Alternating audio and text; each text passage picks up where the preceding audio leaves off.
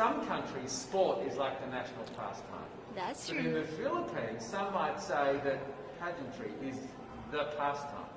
That's true. You know what? In the Philippines, we have pageants all over the places.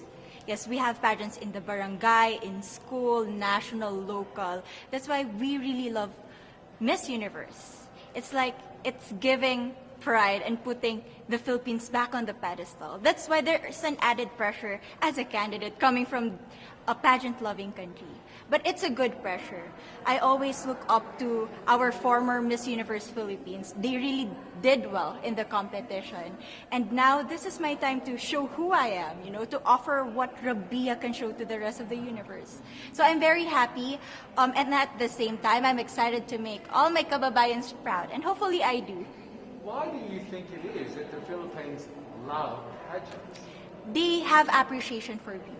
We do love pageant because we used to think that we wanted to be included in the world, I have to be honest, in the Philippines, my skin color used to be not the standard of beauty. I was obsessed whitening my skin because these are the kinds of beauty queen we see on the mainstream. But things were different now. That's why I'm very proud to be a morena. In the Philippines, we call it morena. It's brown skin girl. And to be able to represent, my color, my identity as a true Filipina.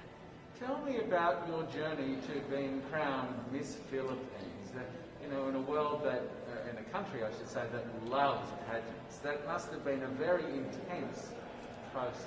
Tell me about, your journey to being Miss Philippines. Well, my journey was crazy. You know what?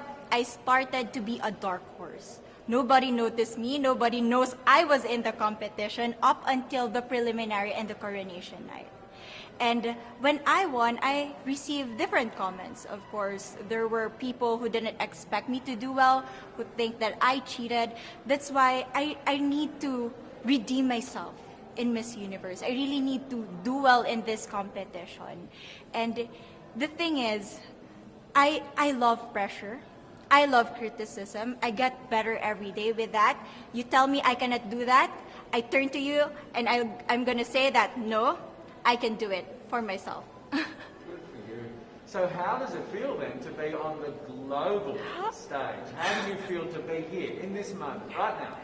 It's crazy, but I'm overwhelmed with the support, not just from the Filipino community, but also from Thailand, Latin countries who do appreciate me as a candidate, as a person.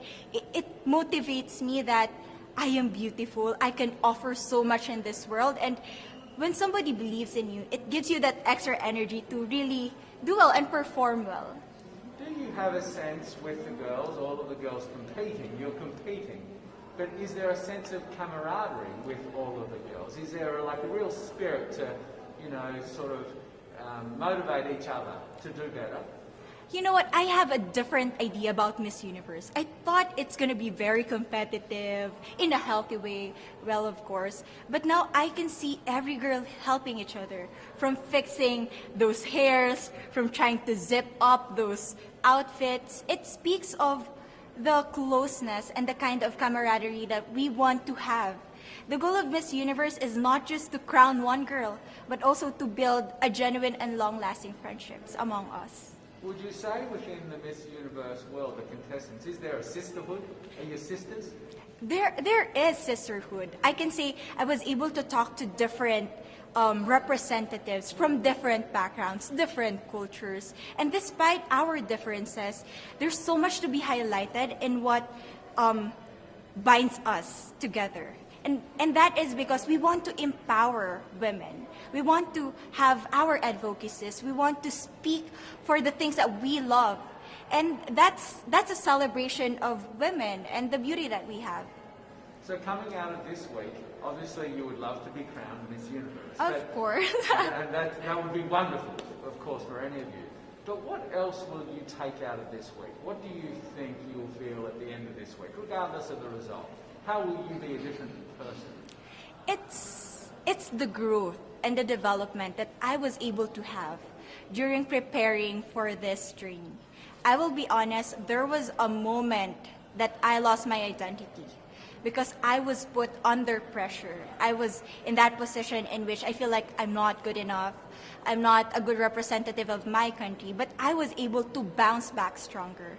And if I was able to do that for Miss Universe, I will be able to do that in life. That is my greatest takeaway from Miss Universe. Okay, so Philippines have huge amount of fans. Yes.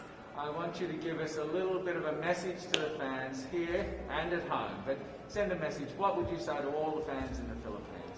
To all my fans from the Philippines and from all over the world, maraming salamat po. Thank you so much for loving me and for believing in me. It means a lot to somebody who is so naive in this industry, who has no idea how to become a beauty queen on the first day of my journey. But because of your love and support, I was able to be the woman that I am today.